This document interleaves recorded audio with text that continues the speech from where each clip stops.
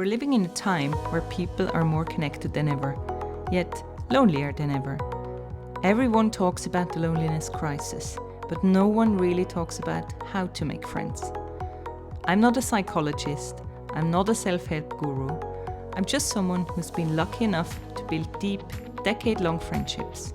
And I've learned that it's not magic, it's intention. This is Friendships Unplugged, where we stop scrolling and start talking.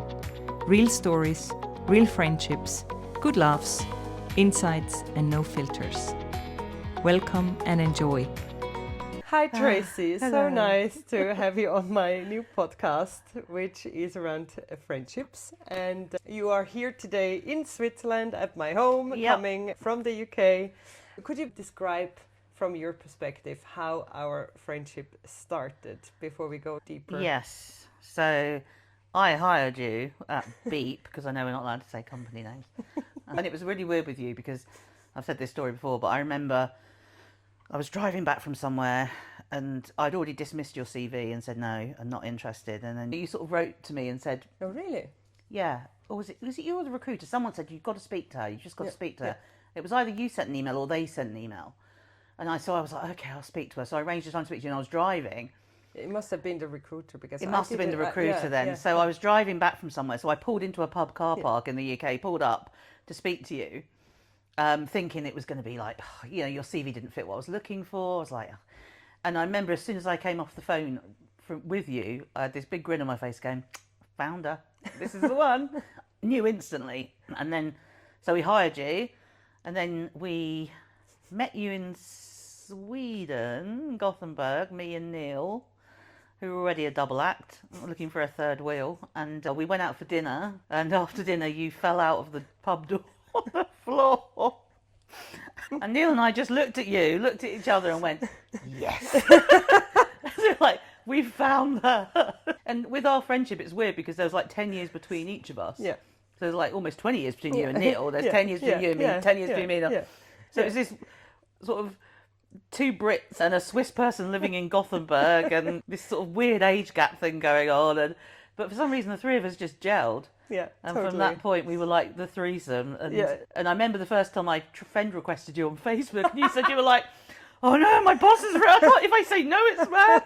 If I say..." I wasn't used to socialize so fast, so quickly with my new boss, and I was like, uh-oh. So I think I left the invitation idle for a very long time. But yeah, and I probably shouldn't have, in hindsight, that was probably a bit early for me to have sent you a friend request, but we just basically, we all just got on, didn't we? It was just the three of us. We all had this sort of, I don't know, we all worked hard, but we also played hard. We had exactly the same sense of humour. We would laugh at the stupid things that happened, but we also knew we all had each other's backs, and that was really important. Yeah.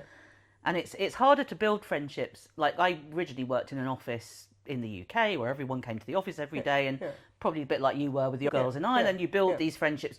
I've still got friendships from early 90s that have remained because you're there together every day. With us, it was different because we all lived in completely different places. Yeah, exactly. We only really met when we travelled, unless we made the effort to meet up. Yeah. But somehow it just worked. Yeah, and it continues to work. Yeah. And we worked hard. We still do. We travelled so much for work. Yeah. But then here and there, you carved out like a few extra hours together for dinner or even an extra night. And then that's right. What I always thought was so funny that people, when we actually holidayed together, so like the Grand Canyon, when the three of us were there, people trying to figure out what this is. Is it a couple and their very old daughter, or is it a throuple? Yeah. But we sort of played on that as well, didn't we? It was always like we were Neil's bitches. Yeah. It just worked, like you say, and then slowly but surely you get more integrated into people's lives. You meet their friends, their family, and then it just sort of grows from there, really. But for me, friendship's got to be built on having the same sense of humour. I mean, really, how? I mean, you've got to be able to find someone. You can go to someone and they go back. So that's really important. But for me, also, it's definitely about trust. And I think, I don't know, is it like magic thing when suddenly people come together and realise they do like each other enough to open up. So that opening up builds more trust. And then it's like that peeling an onion thing. You slowly build up more and more trust. And then it moves from a acquaintanceship to a friendship. Because you trust each other. So, and I think our friendship now, with including the third wheel, who's not here yet, but he's coming. The three of us, we always have a laugh together. We know when we're going to be together, it's going to be bloody hilarious. But also we've got each other's backs as well. So like recently, there's been some issues with various things, and there's this sort of communication that we constantly have, and if someone needs advice, they'll reach out immediately. I love that. I mean, Neil reached out saying like, ladies, I need your advice, and we're like dropping literally everything. Let's get on a call. Tracey dialing in from the UK. Iris is here from Switzerland. Yes, Neil in Dubai. Okay, what can we do for you? I'm getting I'm getting goosebumps. But it's true. I think like when I give you that bit of jewellery on your birthday, 3 peas in the pod thing, that's what it was like. It was these 3 random people just slotted together. And what I think's nice is that Neil's wife now sort of fits in lovely. We all get on brilliantly with her too. So it's like this group and Danny and everyone gets on. But I think that's because if you share the same values and outlook, you tend to attract those types of people. So your friends like each other and your partners. Exactly. Yeah, you're building a nest of people that have the similar. Exactly. Yeah. So for me, it is a lot of fun, but there's also a serious side. I know I can trust you implicitly. I know if I need to help, you'd be there for me. Blah blah blah. And reciprocated, obviously. So I think that, and then it just builds from there, really. Yeah. And. So it's funny when I fell out of the pub on my face in front of my new boss. It's not the best way to make an impression normally, but with us it works. Well, certainly you make a lasting one. But you said, oh yeah, she's one of us. Yeah. So was it the fact that I'm so vulnerable, basically spread out on the floor? Is there a vulnerability piece? So kind of like I think just I let my hair down, so that makes it trustworthy. I think so. Yeah. You see the real person. Yeah. And if someone's willing to open up to you that quickly, some people do that, but you can, it depends on how perceptive you are, but sometimes you can see right through that as a fake persona. Like I can always tell when it's genuine, and so someone feel comfortable enough to open up and they're genuine, and and it's also, it's value alignment and moral alignment and everything else that you slowly piece together, and goes from there really. And if you think of like some of your other like long-term friendships, strong friendships, some maybe yesterday we spoke about some friendships that they're more acquaintances. Yeah, exactly, acquaintances, or like what would you say is kind of the benchmark that makes you say, okay, this person is gonna stay in my life for the rest of my life? So I think it starts off on a much lighter level. It's just about having a shared something that brings you together, whatever that might be. And so it starts off on aligning around more of the fun, frivolous things, I would say. But the acquaintance thing is some people stop there. And they're never going to go any more than that, but they're great fun to be around. That's it's a light friendship. And I think it's only when you start trusting more, opening up more, being vulnerable, you very clearly see the people that are going to go from there to there because they actually do care about you, they are invested, and the people that don't really care about that stuff, they're just fun. Exactly. It doesn't make them bad people, it just means for you then they're not aligned to your values of friendship. So you wouldn't take them any further.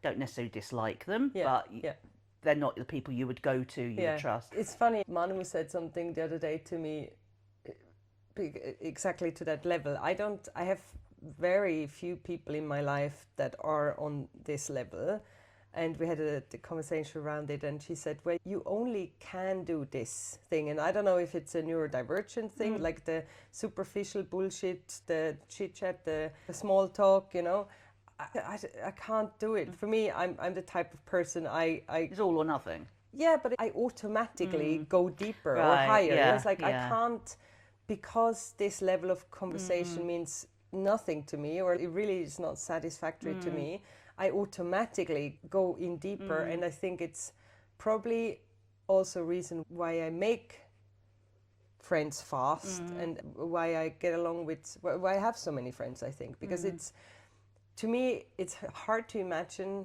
that not all the conversations are like that, but occasionally you find yourself in a restaurant or so and you kind of eavesdrops a conversation from the neighboring table, and then suddenly you're like, shit, I thought that was a cliche, that people actually talk about lipsticks and shoes, and you know, I was like, oof, this is so not fulfilling to me. And it's like, when does it go deeper? You know, you're listening and it just it's the essence for me is missing in such conversations. So for me it's very briefly either becoming very interesting and I start caring a lot, or then it's that's not what I'm looking for, and moving on.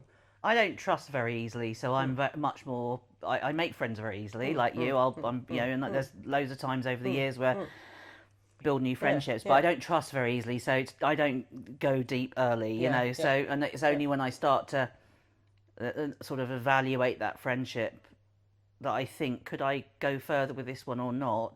And to me, it's normally very obvious where that friendship sits, and I'm happy to leave it there. Like I say, not people that are great fun to have go out with, have fun with, but you know, if you called them when you're in the if something was more important to them, they wouldn't have, you know. It's not that type of friendship, and so I'm happy to leave them there, but carry on building my strong friendships with the people I know. So that's just intuitive, I think, for me. That's just intuition as to who, and sometimes you are disappointed. Sometimes you start to take someone up there, and then you realise. And that's become for me really real over losing my mum. The people that have been there for me, and the people that haven't. There's some people that I thought they started off fun friends, and then they actually started to become proper friends, and they literally haven't asked me how I am in a year. And so this is where I'm very hard, and I'm like, gone. Okay. Because you've actually let me down. I was just going to ask that question. Is that... Would you even bother having a conversation? No, they've gone. Okay. So this sounds quite when they get to there and I cut them off. But if I've started to open up, because I don't do that lightly. So I've said I'm very different to you. I don't do that lightly. So if I've started to open up and give, and I've given a lot. So these are people I've given a lot to personally. And then they're not there for me. That's it. I'm done. I'm not even. There's no. I can't pretend to be like, hi, how are you? That's not me either. So that's gone, and that became very apparent through losing my mum. Who's actually there for you and who isn't? Who gives a shit and who doesn't? And it was quite shocking. But I know that happens. My age now, I know it happens. So and you get harder. I think it still stinks to it. But that. So that's. It's unfortunate, but I think that's life. There's always going to be those situations. Yesterday we talked about the situation with one of your daughters. I don't know, would you be comfortable sharing they that? They wouldn't be. Okay, all right, okay, all right. No, that's good. But it was something around friendships, and it was boundaries. It was about boundaries, you know, and you know, she's 16, and the example said so clearly that she was so aware, so well reflected, and what is just a faux pas and what is a deep value misalignment. Exactly. That was it. The fundamental. I'm so impressed about that. But that's the thing, isn't it? Ben's always said friendships are like a seesaw, which always stuck in my head. You do this. Sometimes you need one more than the other. But he's always said, as long as you stay vaguely aligned, the friendship tends to work because you've got each other's back. But when a friendship does that and it sort of stays there for a long time, or it suddenly does that when you're not expecting it, like in the example I just gave, off the seesaw, see you later. Have a good life, but not with me. It's that because I can't waste my energy there. I can't be hurt again. It's like, it's like a relationship. It's any relationship. It's like it's give and take. Yeah, like any relationship, it's a give and take. And as you said, of course, we all have rough times. But if the rough time is 37 years, you know, it's like you're like, is it gonna tip ever? At some point, you've just got to get off. And that's where I like the seesaw analogy, because if you do get off, they go smack. I don't wish for that to happen, but it's just like taking I know, you've got to remove yourself. Yeah, exactly. Because then otherwise it becomes toxic, either toxic to both of you, or in your brain it can really bring you down. And actually that was for me, since this is about friendships, for me, like I've been in denial about the quality of my childhood for so long, and I made excuses for so long, and even some of my oldest friends, I've only, and I'm like, it even surprised myself, because I thought everyone knows everything about me because I'm so outgoing, and I realized that's the one big secret I didn't share with people before up until a few years ago. Now, actually, my close circle, they all know that story, and you can almost determine, or it's a sign for me whether or not, when they said, oh, yeah, so where does your mom live? And you're like, oh, I'm no longer in contact. And typically what happens is, this is how the world thinks. They're like, oh, no, why? But you only have one mom. And then this is the point where I make the decision. Are you a friend? Are you real friend material? And that's when I share. And other than that, I'm like, it may take two people's behavior to make such a decision. But I always find it interesting as well that, this is just saying everything about our society, but why does nobody immediately think like, oh wow, what would have needed to happen for a daughter to turn their back to the mom? Why is it always like, oh, poor mom? Anyway. Yeah, well, as I've always said to you, I'm shocked at the experience you had, and I'm also both shocked and amazed and impressed with how you became you out of that situation, because not everyone would have had the strength or the ability to do that. And you're got this whole trusting, caring person, and most people come out of that situation would have been maybe not. Thank you. It shows the strength of you to still be you. Yeah, thank you. I think it's kind of, it's either make it or break it, right? And that's your reality. You don't know any different. Yeah, exactly. You've not had an alternative. I wouldn't go as far to say to share this as a life hack, but since it has happened to me now anyway, it is actually a lot of due to this, because I have become so strong, So because it literally was, I knew, I was like, do I want to break? No, I don't want to break, right? And I know this in the end was very much about breaking me. And again, I wouldn't go as far to say there's a flip side of the coin, but still, it's what helped me become so strong as well. And so in a way, definitely. And I think they always say you choose your friends, you don't choose your family. Friendships become family, and you've built your own family. Yeah, exactly. You've gone, okay, well, obviously parts of your family aren't, they're not all bad. No, all good. All good in some respects. I know what for you that mean, other part, you've gone, yeah. I'm just going to build my own family, and that's what you've done. Your friends are all amazing. Your oldest friends are, they're just a nice bunch of people, and they care for you. And that's testament to you that you can build friendships that strong as well. So that's something to be proud of. And it's funny, one sentence that my mom would say to me all the time, and it mainly was meant to not tell anybody outside the family what's going on, but it was always like, blood is always thicker than water. And I kind of find it funny that I almost proved the opposite now. I'm like, look how fucking tight my water is here, you know? Because it's exactly like that. You guys are family to me, and it's amazing. And friendship to me means... like almost everything. It means everything. Who are we if we're going through life alone? Life is meant to be shared. Humanity is meant to be connected to one another. And I think that's the big crisis that's going on. So people have a whole lot of expectations. Someone rescue me, someone is interested in me, but they're not prepared to make their own effort to give that same to another person. And it's probably a lot due to social media, because we're getting suggested that we deserve this, we deserve love and attention, and yes, we do, but also everyone deserves it. So that needs to come from somewhere. Works both ways. So I'm thinking investing into friendships and what to get out of it, right? So I think we all agree there is like tenfold you get back out, but coming back to the seesaw, how do you decide when you have invested enough and you start realizing it's not coming back? I mean, the thing with your mom is so dramatic and so big, so it's kind of like an obvious one, but... I think there's no exact science to it. You just, and I think the older and wiser you get and the more experience you get, you're better at spotting these things. I'm definitely better at it now than I was when I was younger, but I think it's just noticeable, isn't it? You gave me an example yesterday of someone we both know who you were helping, and then when they contacted you when it wasn't a good time for you, rather than saying, "Oh shit, can I help you?" It was, "Why aren't you there? Why aren't you here for me now?" You know, is that that sort of thing is the immediate red flag. Yeah. And I think sometimes it's that obvious. Other times it's more subtle. You'll suddenly realise, hold on. For the last 6 months, I've been hold on. Yeah, no, you didn't help me with that. And then it's not a case of cutting them off. It's a case of having a conversation and going, look, I'm a bit sad actually about this. And quite often you can resolve it because people get busy. People don't do.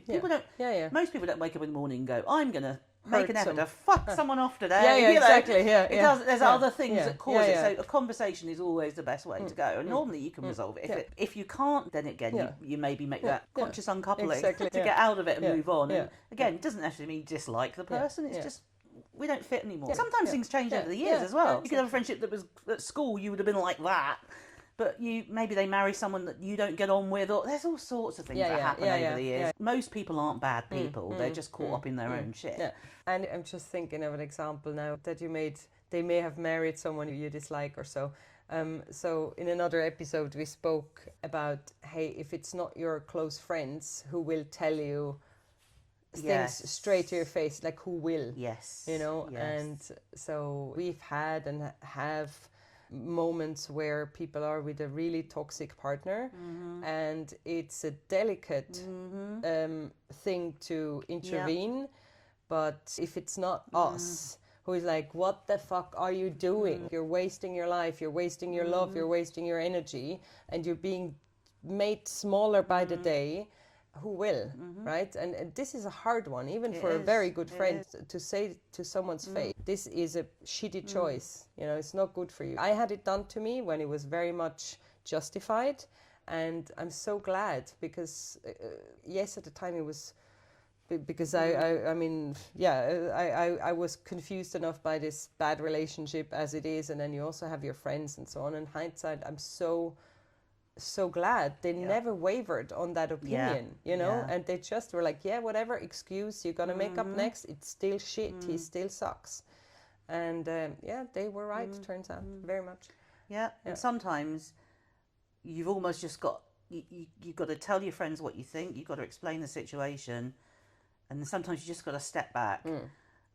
You can only push so far, but the most important thing in there is to be there to pick up the pieces when what happened, when you think is going to happen does happen, which most of the time it will, that you're there to pick up the pieces and help them rebuild. Because what you don't want is, we told you so. That's no good. A good friend is someone who picks you up despite the fact that you did exactly what they told you not to do and it fell apart exactly as they predicted, and they're there to pick you up anyway. But I've had situations in the past where someone would repeat that pattern, so and then that starts to damage you, and at that point again, that's where you have to draw the line and go, you know, when you do this now, what the result will be. You know that it's affecting everyone around you because of this. Yet you still go and do it, not just twice, maybe 3 or 4 times. Now I have to remove myself from that because that's not good for me and my family. So sometimes you unfortunately, it will ruin a friendship because it's one of those things. It's the boundaries part as well. I learned a lot about narcissism. For those listeners that don't know what narcissism is, I mean, you've had your fair share of experiences as well. Be mindful. There is a lot. I read the statistics the other day. Every 6th person is apparently above the healthy threshold of narcissism. And they come in all forms and shapes. They come not just as romantic partners and bosses, they also come as friends. And be mindful of having someone with high narcissistic traits to latch onto and pretending to be your friend. They're milking you for their own requirements, and it's heartbreaking. Actually, I had one of my employees, he was telling when they were younger, they were a group of 4 or 5 people, and there was a narcissistic girl in there that manipulated everyone. In the end, he fell into a depression when he was a young boy due to it, you know. So it's crazy. How did I start talking about narcissism? And narcissists, they will create drama. So if you have any kind of relationships, but if you have big continuing drama, you can almost rest assured that there is a narcissist involved, because that's what they do. That's what they also do in friendships. So yeah, if there's a lot of drama in some sort of friendship dynamic, just get the fuck out. Absolutely. Yeah. And I can sitting here now thinking of so many examples of that over the years. But it's crazy, isn't it? I mean, everyone should, honestly, before I had my big eye-opening moments and started researching it because someone told me, and I actually thought a narcissist is someone super vain. I didn't know. But if you go and there's so many books, and it's such a toxic thing to have such a person in your life. Yeah. And really the easiest telltale sign is the drama. I mean, we all have had shitty situations, you know, but if someone is constantly, like with women, it's the victim, right? She's constantly the victim. All the ex-boyfriends are bad, and the parents are bad, and all the bosses she had is bad. And with guys, it's often more like a flamboyant, grandiose, or more threatening type of thing. But yeah, anyway, whoever listens to this, watch out there. Yeah, and again, that's why I'm so proud of my daughter in this particular one we started with earlier, where she's got those firm boundaries now, because I found when I was younger, I didn't have that ability to spot these things. I wouldn't have had the guts to close things down that early on. And as you get older, you definitely take less shit. And especially when something big happens, like it did to me last year, my shit tolerance is down here now. It's like, because I don't actually care. And do you know what I mean? If you piss me off and you're that level of friend, I don't actually care. You bring nothing to my life other than now and again a fun Friday night out. I can do that with. See you later. It's like, people call it wisdom. So of course we're now the collection of our accumulated years on Earth. But it's also, as you get older, you start to become much more conscious of your time as something valuable. You know, in the beginning, like when you're young, you're like desperate and grateful for everyone who gives you 5 minutes of attention. But now suddenly it's like, shit, I've got only so many years. And then I run out of years, and I want to choose how I intentionally spent this time with the best people. Yeah, definitely. That's exactly it. And like I say, your tolerance for bullshit just drops. Yeah. And I think that's not just in friendships, it's in everything. Yeah, true. It's in business too. Luckily, yes. The BS tolerance level drops. Yes. But that's good, because actually that makes you're smarter with your time. More efficient. How you develop. Stuff, and you're happier because you're spending your time with the right people. Yeah. You worry less. You haven't got that drama. Learn to set and boundaries all that. And then it's a much more comfortable existence. But yeah, at the end of the day, friendship shouldn't. Although you invest in them, but that investment is, like you said a couple of times, you get back more than you put in, because you both equally give. A friendship shouldn't have to be hard work. If you're putting all the work in, getting nothing back, and it's hard work and causing you stress, it's not a friendship. It's the same with a good romantic relationship, right? It shouldn't take off years of your life expectancy. It should add to your life. If you're better off not having a relationship than having this relationship, then it's not worth it. Exactly. And it's the same with friendships, right? Definitely. The reason why I'm doing this podcast is because everyone is like talking about the world's loneliness crisis, the Gen Z, which is only digitally connected, old people who are very lonely, high male suicidal rates. We hope to give people the tools, the ideas, the courage to go out there and connect to one another. So what would you say to our listeners? I think the best friendships start when you've got something in common. The easiest route to a friendship is finding something in common. So, for example, if I walk alone, very few people will say hello to me. It's a UK thing, in the south of England. If I walk with my dog, people stop and talk to you. So, because you've got the connection, you've got the dog. And quite often, there'll be people you see every time you go to the field. So it's that sort of thing. You know, if you like, I don't know, Warhammer or one of these games, it's like this, little painted figures. Or what's the other game they play? I don't know, there's a few things like that. Yeah. But go to a club where other people do that, and then you'll meet people. And some people do meet people through games online as well. You know, they make friendships through it because they like the same game. So it's about finding that. So even though it's uncomfortable to take that first step to go to a club or go to a meeting or go to something, if you're interested in something, try and engage in it, because you know everyone else there is also interested. So it gives you that commonality to start a discussion. And a lot of those people are in exactly the same boat as you as well. Don't assume everyone's got loads of friends. And even people that have more good friends. Yeah, exactly. If you build a relationship with something you've got in common, that's a really good place to start because it's comfortable. And you can talk about it. It allows to give you a common ground without being vulnerable straight away, right? Yeah. You don't have to talk about yourself and themselves, but about the thing that you have in common. It could be knitting, it could be crochet, but do it at a club. Go even if it's once a week. Go somewhere where there's people that also like that thing. You'll start a conversation about that thing, and with some people it will just naturally grow. And you won't feel so alone. I think you can even do that online, like I say, through games now and various other things. There's other ways of doing that, but I think finding the commonality is the easiest route to friendship. I agree. There is possibilities to do this online now, but I think that's exactly part of the problem, right? Yeah. So it's but I think for some people it's not an option. No, I agree. I agree. Works, but in generally speaking, it would be fair to say it has to do a lot with exposure, like physical. No, that sounds gross. No, physical I know what you mean. exposure, as in like you physically have to go somewhere or leave the house or so. So there was an article on LinkedIn the other day someone had written about the importance of face-to-face meetings, and I reshared it and said I can't agree more because certainly through COVID we were so starved of interaction with each other. That became more apparent. The importance of physically sitting across the table from someone, seeing their eyes, seeing their body language.